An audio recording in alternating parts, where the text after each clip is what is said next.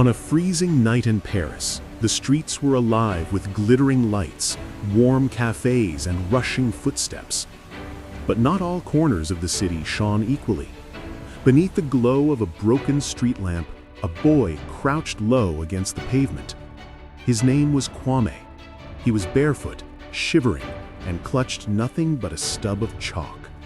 With steady hands, he bent forward and began to draw numbers on the cracked ground. To passers-by, it looked like scribbles, but to him, it was survival. Each line, each equation was a reminder of who he once was: a student, a dreamer, a boy who believed he could teach. And on this night, as autumn winds bit through his torn clothes, another child stood before him. Curious, clean, well-dressed, holding an expensive tablet. Kwame leaned down and began to teach. There, on the cold pavement of Paris, a homeless boy became a teacher once again. What he did not know was that someone else was watching. A man whose power stretched across the city. A billionaire. Before I reveal what happened next, don't forget to like, comment, and subscribe, because this story will move your soul. Kwame had not always been invisible. He was born in Ghana, in the bustling city of Accra. His parents had little, but their home was rich with laughter and hope. His father dreamed of giving him the best education. His mother reminded him that knowledge was a light no one could take away. But life is not fair. When his family moved to France in search of opportunity, tragedy struck quickly. His father fell sick. Medicines were expensive, too expensive. And one night, he was gone. His mother worked endlessly to hold them together. She searched for jobs, knocked on doors, begged for a chance, until one morning, she left to look for work and never came back. At only 13 years old, Kwame was alone. Paris, the city of lights, became a city of shadows for him. By day, he wandered the streets, collecting bottles and scraps, exchanging them for coins.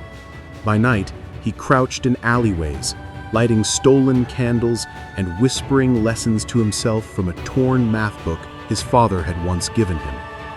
Hunger gnawed at his stomach, cold clawed at his bones, but he refused to forget who he was. He traced numbers in the air, solving problems in the dark, reminding himself that one day he would teach again. But the world did not see him as a teacher. It saw a beggar. People passed by without a glance, or worse, with cruel stares. Some pushed him aside, some spat near his feet. But still Kwame held his head high. He would not beg for money. If he asked for anything, it was this: the chance to share knowledge in exchange for food. There were rare sparks of kindness. One woman, a baker named Elise, once noticed him outside her shop. She slipped him bread when no one was looking, sometimes a cup of tea still warm from her hands. To her, he wasn't invisible. She told him not to give up, that she saw a fire in his eyes that reminded her of her own son. For a moment, Kwame believed in hope again. He carried her words like armor, but hope is fragile. Months later, the bakery closed.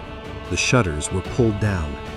The woman who once fed him disappeared into the silence of the city. Once again, he was alone. Still, Kwame did not break. When others might have surrendered, he clung tighter to the only thing he had left: knowledge. It became his dignity, his way of saying to the world, "You can take away my family, my home, my comfort, but you cannot take away my mind." And so he carried chalk in his pocket. Broken, worn pieces he scavenged from schoolyards or trash bins. At night, he used them to teach invisible students on the sidewalks. His voice echoed through the alleyways, steady and proud, as though his father were still listening. Then came the night that changed everything. As he knelt on the pavement, drawing equations with chalk, A boy stopped to watch. He was about Kwame's age, but lived a life of wealth. His sneakers were spotless, his jacket was lined with fur. A glowing iPad lit his hands. He watched, curious, as Kwame solved problems with care. He listened, fascinated, as Kwame explained what each number meant, how each symbol worked.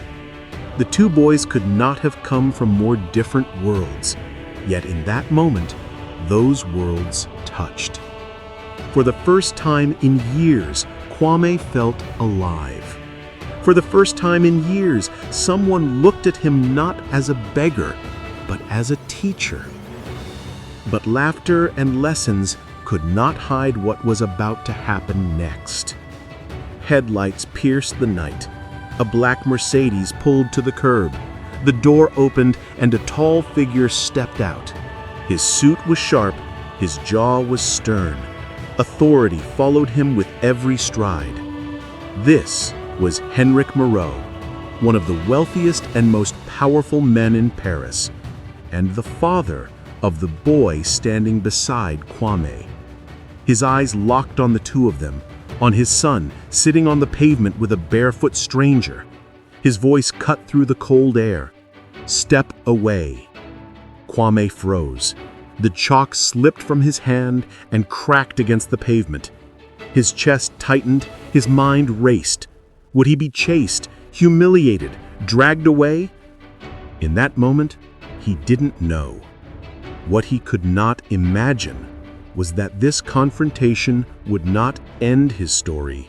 It would begin it. This is only the beginning. Don't miss part 2, when the billionaire shadow falls over the homeless boy. Like, share, and subscribe so you don't miss what happens next.